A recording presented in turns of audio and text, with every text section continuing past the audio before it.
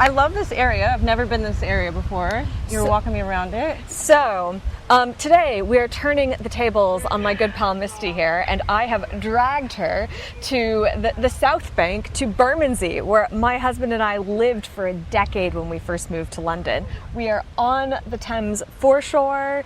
Rotherhithe is literally just that way. Bermondsey is all behind us. This is my neck of the woods, people. She's on my turf now. I love it. I mean, there's not a single part of London I've stumbled on that I don't just instantly love. Like, every part of the country. Even when I went to York, I was like, I want to live here now too. Oh, well, I can personally recommend this part of London. And I think the reason I like it so much is people live here. You know, there's some parts of London that are ultra touristy, and we've obviously got the beautiful Tower Bridge in the background, but You ain't bad. just behind us, off camera, it's all residential. People live here. This is like suburban London, but you're still in zone 1 and 2. Yeah, I mean, it's crazy to think of it as suburban while I'm looking at Tower Bridge and the Shard and like a bunch of cute baby ducks. I loved it. I loved living here. I would absolutely live here again. This was a great area. So she just got back from Utah. So after you guys enjoyed our video together last time, we thought like we should probably hang out all the time and do this. Oh no, what a tragedy. Oh calamity. Oh angst. Oh woe. What a hardship. You know, we just have time, pleasure, and business together. Oh, well. So Misty, what do we want to talk about today? So a lot of you guys suggested that she ask me questions, and because I always ask everyone questions, that someone should do that to me. So I agreed to that. I suppose that I can plead the fifth if needed. We'll give you plausible deniability. So I do want to turn the mic on you though, because you are, and I'm not just saying this, I actually did do journalism back in the day. You are such a great interviewer. You are so good at asking people lovely, probing, thoughtful questions. So I'm going to try to live up to your standard here. This could go one of two ways, people. But you have now interviewed so many people. About how many-ish? Oh, I follow other creators since I've gotten here, about 5. But I did cheat a little because I used to be partnered with Machinima back in the day. And so I was in video games, and part of that would be doing press junkets, interviews. Pause. We're going to go into some lore. Tell me more about your background, because I don't know how much you have or haven't gotten into on your channel. But not a lot. I did my research before we hung out, and I didn't see it. So give people the lore, the backstory. Oh, well, yeah, so I have a lot of tattoos. That's not a secret, I suppose. But my right arm's all video games. I used to work in gaming, and back in the early days of YouTube, in 2011, back when there used to be like networks for partners that would, when YouTube first started getting monetized, it was all gaming related. And they actually were the largest gaming network on YouTube. They made Red versus Blue. I don't know if you remember that. I do. But they used to have an office in West Hollywood, and I had started my YouTube channel in 2006, the first year it was started, but not with any intention to do anything. Just because you like it. Yeah, not even really like intentionally making videos, just like, I went to my family reunion today, you know, and just like doing that. That's what I do. I literally just talk to all of my close personal internet friends. So, well, then I just started making gaming related stuff, and I'd already lived in LA, and they reached out to me and asked if I wanted to become a director for them and partner my channel with them. So I did that for a few years, and then that led to I voiced Nina, Insanity Not Included, one of the cartoons they did. And then they would send me to, PAX, the Penny Arcade Expo, Comic-Con, stuff like that. And I would interview, different celebrities or different people that were in creative fields. I interviewed James Gunn when he did Lollipop Chainsaw. It was like a video game he made. Oh my goodness, this is old school lore right here. It was a long time ago. Oh my goodness. Yeah. And now he just directing, like when we're recording this, he just released Supergirl off the back of Superman, like 1 year ago, 2 years ago? Yeah, a year ago, yeah. It's so fascinating to me though, how no matter what community you're in, like the content creators, not that they called us that back then, but like you tend to find those people wherever you go. There are people who are interested in just talking about what they love. Yeah, and I think too, as someone who like grew up with a handheld video camera, like when it was the size of a giant brick. Yes. And my mom also had a video store. I just loved documenting everything because my memory is weirdly really good and then also terrible at the same time. But visual cues help spark my memory. I love that. So just like documenting life. And I think whenever I look back at things I've loved historically, I love once we started being able to photograph things and looking for the oldest person to ever be photographed, like someone born from the 1700s, in the 1800s, like, so all of this is part of it. And I think about in 100 years, 200 years, hopefully they can figure out a way to access digital files, but historians Who knows what we're going to be using? We'll be back to stone tablets by then. Yeah, it might be actually just like little stick figures of what people were doing. Can you imagine people trying to piece together your career or your traveler adventures? We do things, go do stuff, eat, it's beer. Fun. It's so fascinating to me though that you're such a visual girl, because I'm a words girl. I was a freelance writer, I was a freelance journalist, and thinking and writing and documenting stuff is very much how I've experienced the world. Let's take a quick beat. Oh, you're fine. You can walk in front of Come it. on. Yeah. We're just getting life going on behind us. Don't mind us. Thank you. Sorry. That's how you know we're real and we're not AI. There's people here. Oh my God, I've gotten so many comments from that now. It's like, oh, this girl's AI. I'm like, really? Same. Spend 5 minutes with me online and you will know what an insult that is to me personally. Yeah, I am shocked how many, because there are so many AI avatar channels that people are not clocking. And when people are like, you're AI, I'm like, what? You must be new here. Yeah. No. But yeah, lovely little slice of life. So you've been interviewing and engaging with people for a long time. I think that's why you're so good at it. Some practice. But you've now, she interviewed James Gunn. She's had some practice. Ben Mendelsohn was my favorite. You delight me. He was amazing. I interviewed him for a movie called, Ready Player One. Why was I brain fart on that? Girl! Yeah. And I made this little game for them to identify a picture of a video game character and say what they came from and stuff. Nobody did as well as he did, and they were all ages in the movie. I love it. He knew the Big Daddy from BioShock. Yes. I always loved him anyway, but after meeting him, I was like, you're a real one. I love Ben Mendelsohn. You're a real one. I love that. Okay, so you have a long, long history of just engaging with people across different kinds of content and platforms, and currently in this season of your career, you're doing a lot about just inviting people into the expat experience or the immigrant experience. Yeah. We know that there's a difference in the terms. We use them very deliberately. Don't worry, we share your frustrations in the comment section. But to come back to my original point of thought, you are so good at interviewing people. What have you found in all of your interviews across the expat and immigrant community in the UK that surprised you? Wow, I'm trying to think of what surprised me. Yeah. I think perhaps just the willingness that everyone has to just talk candidly about their experience, because everyone's experience, whatever drove them to want to do the move, for the most part, is similar at the end of the day. Want to see the world, experience a better life, have some more relaxation, or fall in love with someone over here, and it all worked out that way. Yeah. And everyone's kind of on their own timeline. You've been here for 15 years, some people have been here for 10, some people are newer than I am, and just watching them settle in. Yeah, I think the surprising part is how similar everybody's thing has been. Yeah. Want to take that one again? Oh, I don't mind. Okay. Yeah. I don't know. I'm just trying to be useful. So everyone's got a similar trajectory, you say. What have you noticed in the differences between people who've been here longer versus the people who haven't been here as long? So I guess the people who have been here longer, especially 10 plus years, because I feel like they can see the news and what's happened in America, but they actually haven't had to live through it in the same way. It's like living through an earthquake versus watching the footage on the news, and how it's your everyday life is so different now than it was prior to everything that's clearly what we're talking about. It's been a tumultuous decade across Anglo-American politics, not just us obviously, but we bring kind of an interesting perspective to this conversation, I find. We talk about this offline constantly, but a lot has happened in the last decade. Wee bit. I'm tired. But we too have very different vantage points. You spent most of that decade in the US, and now you're come to the UK, so you bring that.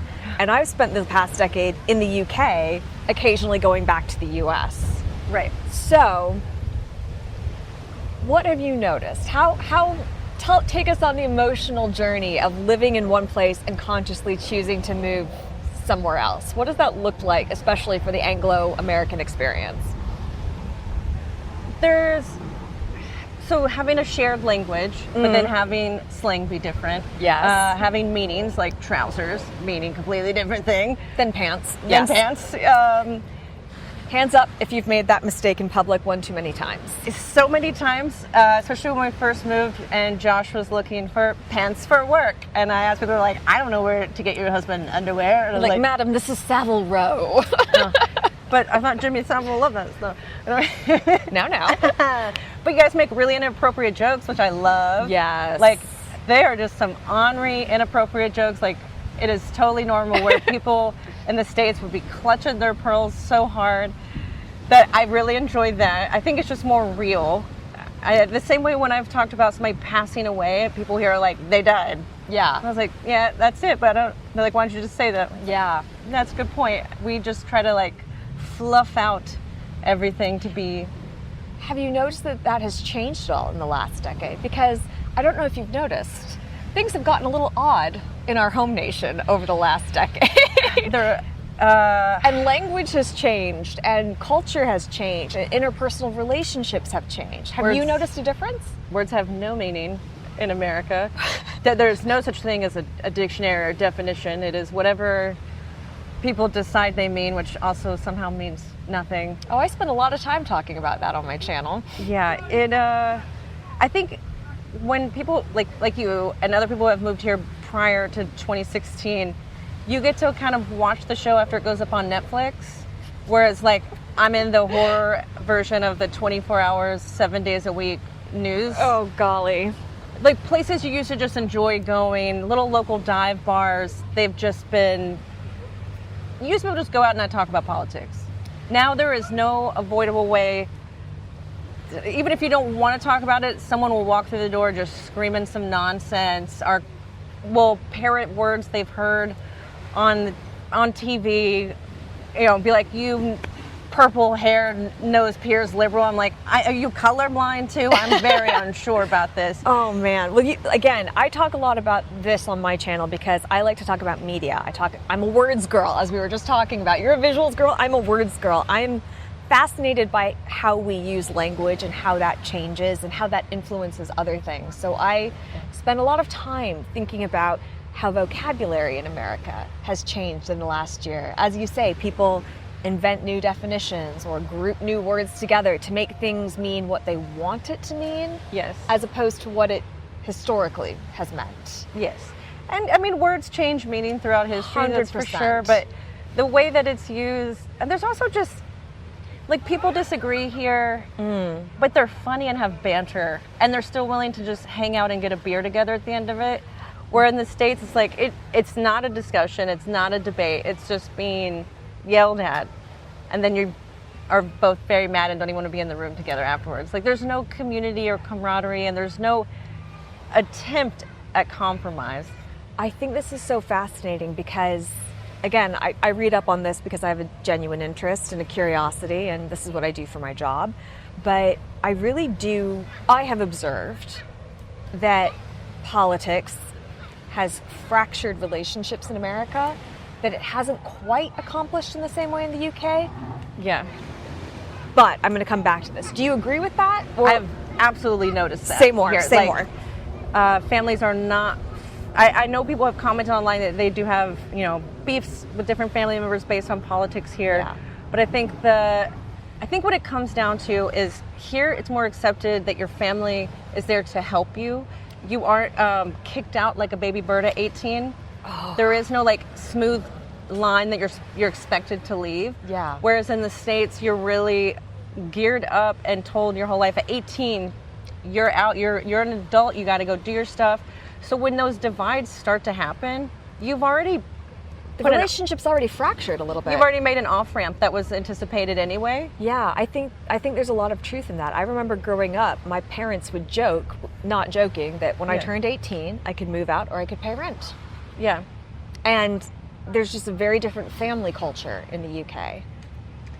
Yeah, I think people are more interested in seeing their family as a whole do better instead of I don't want to say it in a nicer way, F you, I got mine approach that the States has. Ooh, I did it, you can do it. You know my opinions about this. But I think that, again, cut me off if you think that I'm wrong, but I think that carries over into other aspects of British life. For instance, it's not uncommon, and in some cases kind of accepted or even, assumed, that parents will help their kids buy their first home. Or here, not in the States, but wow.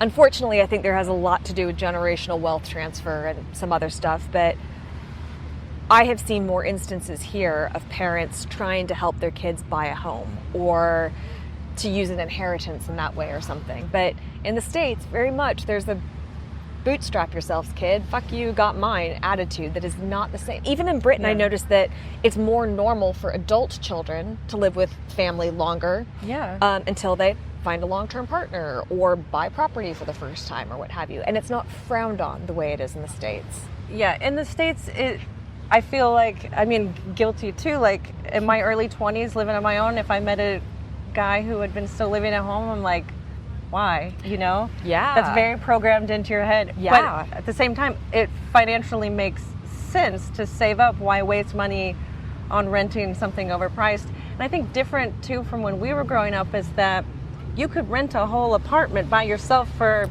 $500 to $700. Yep. And inflation alone, it's not even comparable. No. It would be 4 people each paying $1,000 for that same apartment with multiple roommates. Like those things don't even exist in the small towns anymore. No, they really don't. And something I noticed when I was in Utah, which is an area in the States, like many areas of the States, that's dealing with housing shortages and housing crises. Utah wants to build single family homes, but there's almost, I don't know, when I got married 17 years ago, I had a crappy student newlywed apartment. It was bad. It wasn't aspirational, but a lot of people 20 years on now almost seem to expect that they will slide into a lifestyle more aligned with their parents in the States. Yes. Which, to all of the things you're saying, isn't quite as available. No. And I don't see similar expectations in the UK. I feel like most things in the UK, the expectations are realistic. Say more. Just like the basic expectation of your family will love you no matter what. Realistic, right? Very not as common as you would think in the States, but here, much more common. That housing is expensive. Yes. People understand that here, and they realistically understand that. Whereas in the States, the idea of an apartment or a house costing 30 grand is still so deeply ingrained in some people's parents' heads that they think, well, why can't, for example, like my brother-in-law has a house outside of Boston that him and his wife bought. They got it right at the beginning of COVID before it was even announced, so they got really lucky for everyone trying to move the city. Yeah. But even what they paid for this, 2-3 bedroom small house is like what basically their parents paid for. Oh, let's wait for the helicopter because no amount of mic is strong enough for that. It's a weird looking helicopter. I know, it's military. Oh, I was like, it's got no feet. Nope, that's a military helicopter. Oh, getting ready for practicing. Well, it's a giant helicopter too. Yeah. Just chilling out World War III stuff. Just It's practice. fine. So I did used to work for a firm that provided security services, and when the late Queen passed, I got the alert before the BBC did.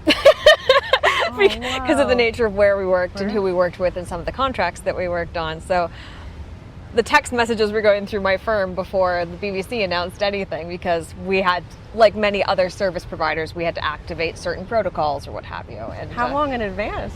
Oh, minutes. Oh, minutes, okay. It wasn't a tinfoil hat situation. But it was like I knew to go tell people to turn on the TVs. Let's put it that way. Turn them on. Yeah. Aww. So whenever I see military helicopters in London, I'm like, what do you know? What's the secret? What's happening? Do we need to be alarmed? But yeah, back to the housing, like, by the same right, like their parents' house, which is, oh, you're fine. It's okay. You're good, yeah.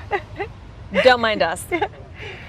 Like their parents' house, I was like, a gated community, giant, like, I don't even know how many bedroom house on a golf course Yes. for basically like the same price, even with inflation taken into account, and the same in desirable areas. But that shows just how significantly overpriced real estate has become in the States. So I want to drill into this a bit more and then bring it back to the UK. Like I said, it's been a weird decade, and you're just talking about real estate or housing. I have noticed a shift in the 15 years that I've lived in London. Yeah. But you've been in London for A little over a year now. Yeah. Have you noticed anything change in that time that surprised you? Like by how quickly it happened, or you felt maybe it was lagging in the States or ahead of the States in some way? Because I find that I see snippets of this all the time the longer I'm here. I guess, And be sure to click here to continue watching on to part 2. Thank you.